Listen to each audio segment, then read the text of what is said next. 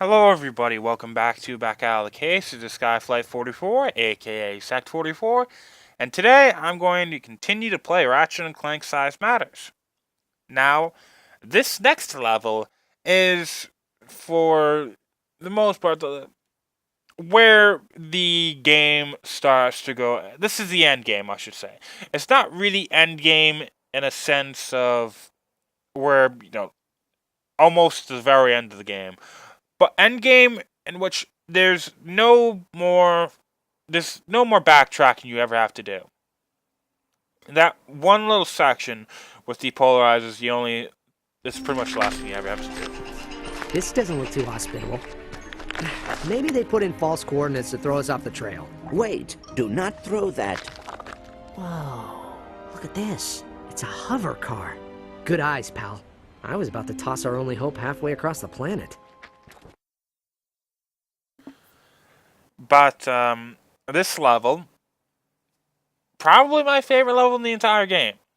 Now, if I had to say if there was any levels I truly loved in this game, there really isn't any that I could actually think of other than this one.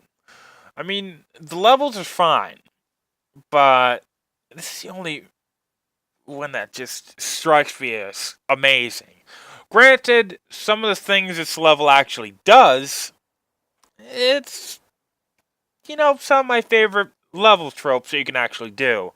Some of my favorite gameplay tropes that you can actually go and do in a platformer. And, well, at one point, it actually reminds me of a section in Rayman 2 and a level in Rayman 2, which is. It reminds me of my favorite level in Rayman 2, anyway. But I'll get to that later on.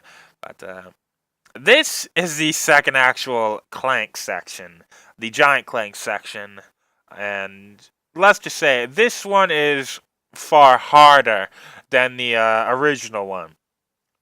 Though at the same time, it isn't actually going to be too much harder. I believe the boss is actually easier. The boss is the same, but I also believe the boss is easier because, well, in this version of the boss, it's actually going to be dropping out other little ships they can go and destroy, which will actually go and give you, as you can probably guess, more health and also more ammo. Now these laser things are annoying if you actually you don't use the that missile barrage. The missile barrage works wonders.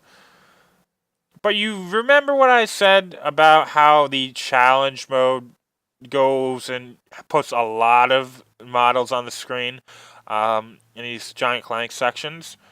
Well, it's very much like what you just seen. That happens even in the first one, challenge mode. And with the amount of color you're seeing and just the amount of enemies that you're facing up against, it really is beautiful to look at. Though, sadly, this level still has sections where you're really not doing anything. You're just moving around obstacles, which is kind of boring. But oh well, have to deal with something. Cannot have perfect levels, I guess. But the music's actually pretty good here as well. The music, again, I've said it many times before, but even though it's not something that's truly memorable, the music is fairly good. Um, I wouldn't really. Is it generic though? Now that I think about it, is this music generic? I don't think it's generic. The only thing I actually think of when I hear this music is Ratchet and Clank, just because it definitely feels like Ratchet and Clank music. Kind of like how Crash Bandicoot music, you listen to that, any piece of Crash Bandicoot music, it feels exactly like Crash Bandicoot. You immediately think Crash Bandicoot. That's just level music styles, I should say. But just look at the colors. Granted, it's not going to become bullet hell in this game, or the closest we're ever going to get is in the challenge mode. Uh, some of these in the challenge mode, specifically the boss, is quite bullet helly kind of. But other than that, this shit's easy.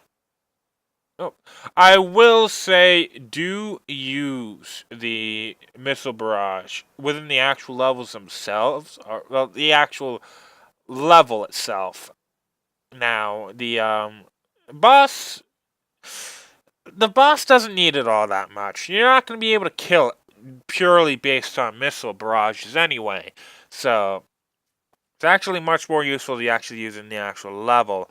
Though, at the same time, you're going to be getting a lot more missile barrage ammo, just because there's a lot more bigger guys around here that just give out so much more ammo, like particles. And once again, that stupid dreadnought. Seriously, we're facing off against technomites. Are these unmanned?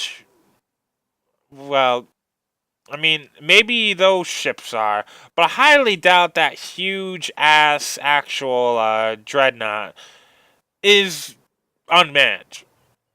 Thinking about it, like I said last time, if that's Technomite's ship, there's pretty small corridors in that ship. If they, to be honest, I have no idea how I would really work all that. Well, it's like a Star Destroyer with how big it is. Actually, it's probably like a even bigger than a Star Destroyer for Technomite at least. But I get my ass hurt in this area. Look at that. 25. Hi. Oh, my ass hurts so bad. It's red. Real bad. But, I think I actually get hit here by accident. Or, no, I think I do actually get hit right there. I'm at 15 health now.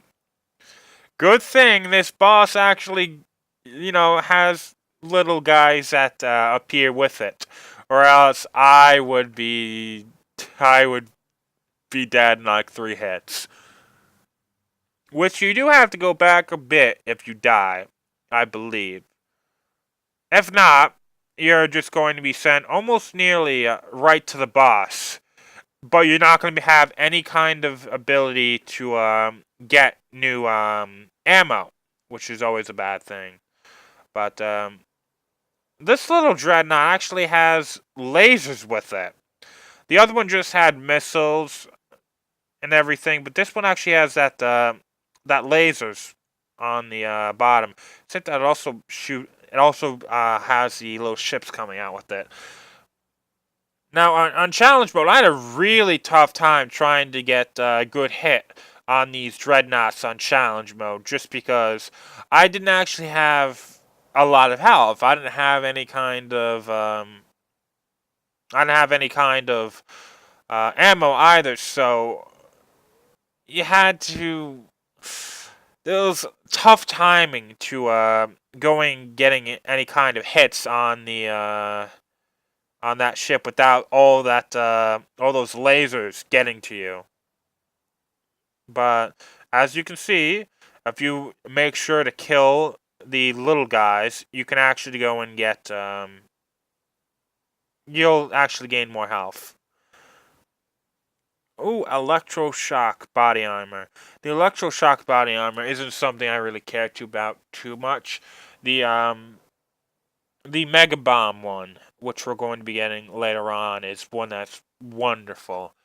But the electroshock basically has so the hyper strike with the crystallix will have crystals protrude from the ground, and it's pretty useful for if you actually use the wrench.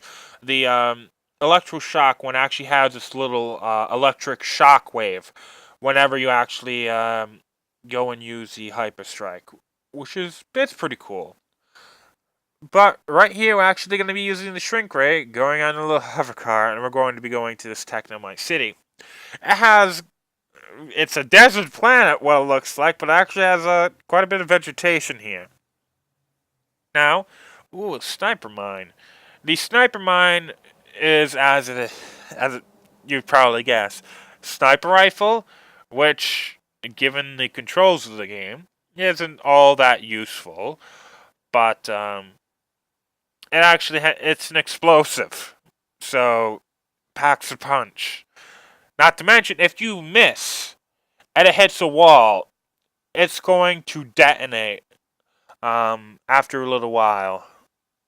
The upgraded version, when you actually hit anything, multiple actual mines would just,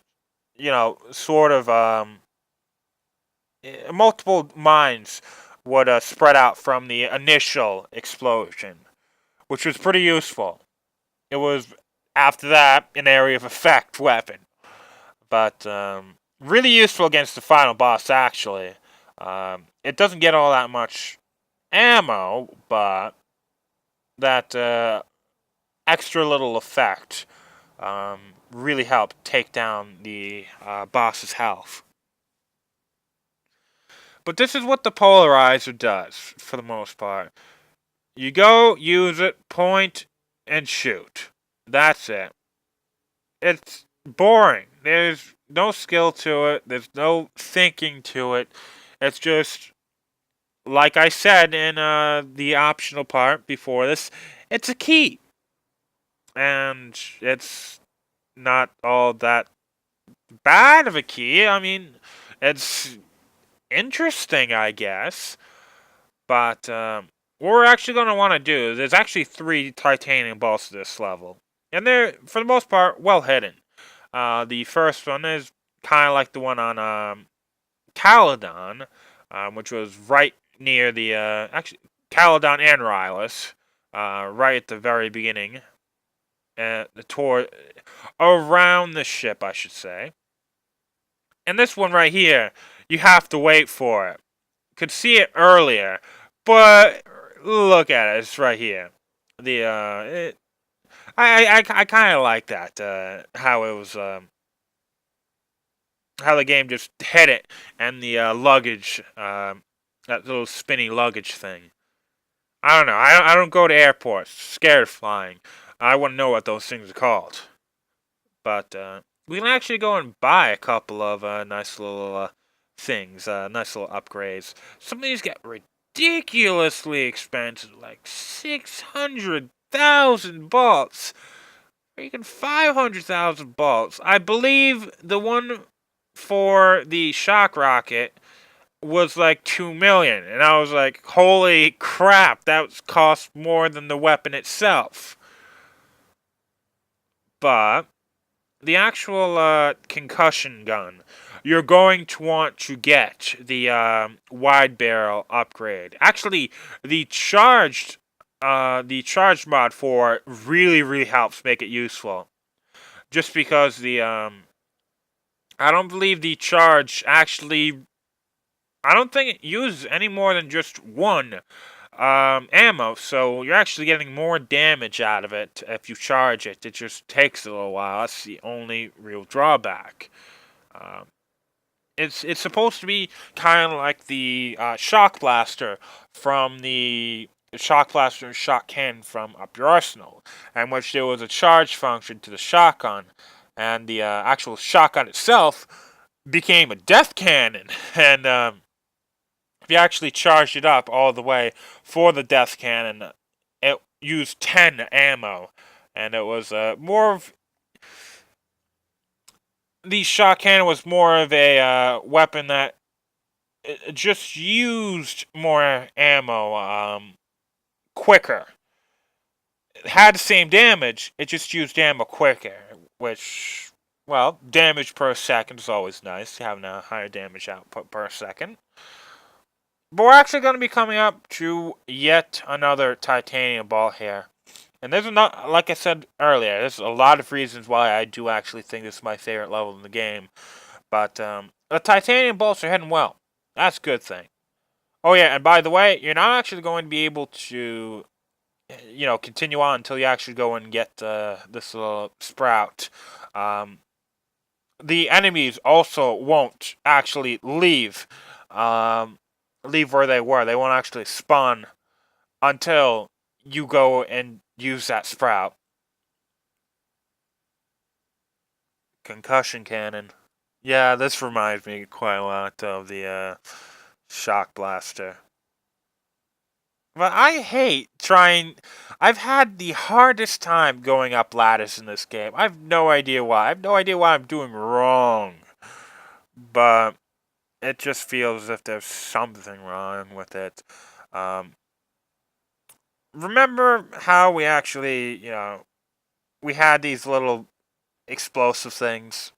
And how in Rylus we had to go and use it twice? The first time we used it. One to get the ammo part. Well, let's use it again. And this will actually give us our titanium ball. Again, they're hidden well. I do like titanium balls that are hidden well.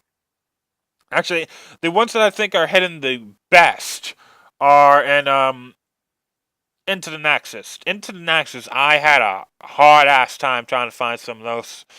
And to be honest, I believe my first playthrough, I didn't find all that many at all without the help of the Mathematic. And I don't know if I used any kind of walkthrough for it, but that game's awesome. Just throwing that out there. If any of you want to play that game, go ahead and go and try that game out. It's wonderful. But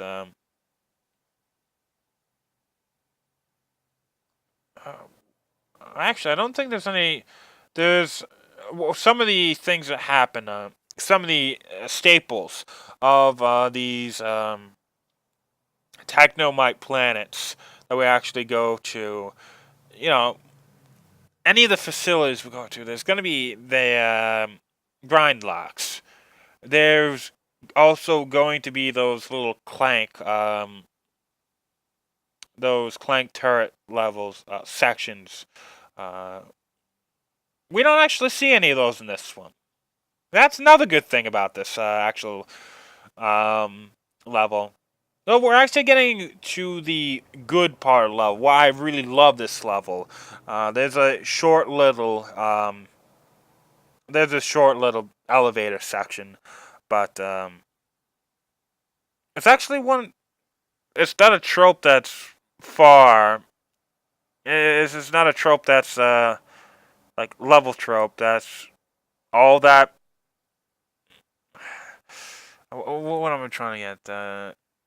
It's not all that uncommon, all that unfamiliar with the Ratchet and Clank series.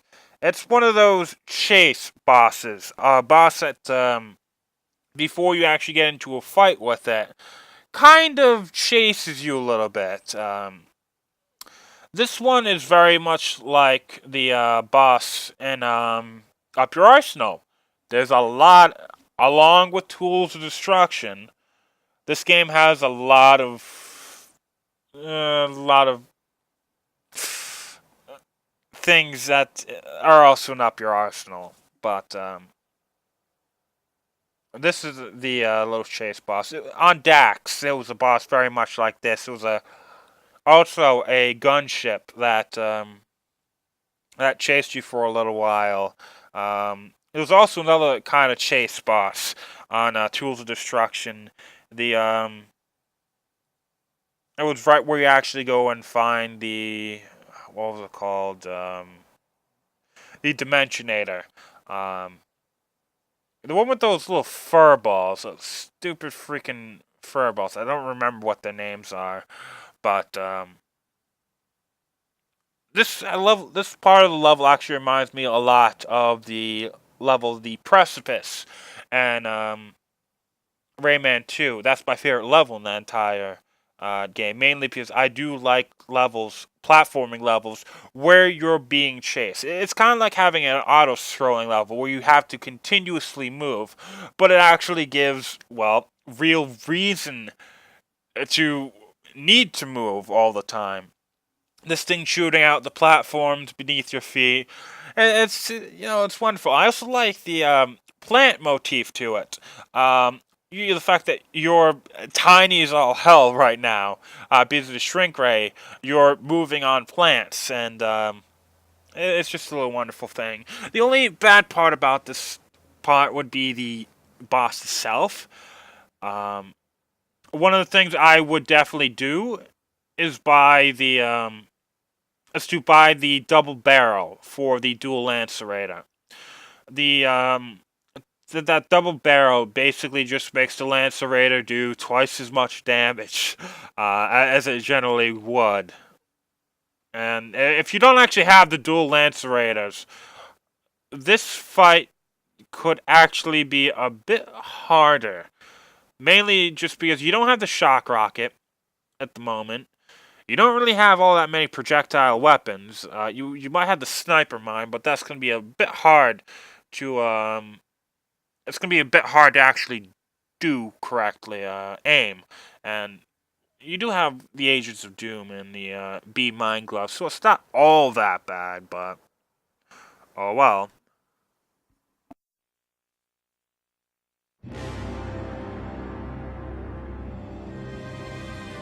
There she is! Let's get her! Ratchet, do you notice anything unusual about Luna? Well, she does seem to have an unusually large door in the back of her head. And why do you suppose that is? She's, robot? Correct. I believe the Technomites set us up from the beginning. What I do not know is why. Yeah? Well, I bet those technomites inside her head know why, and now I'm gonna find out. It appears we will have to catch her first.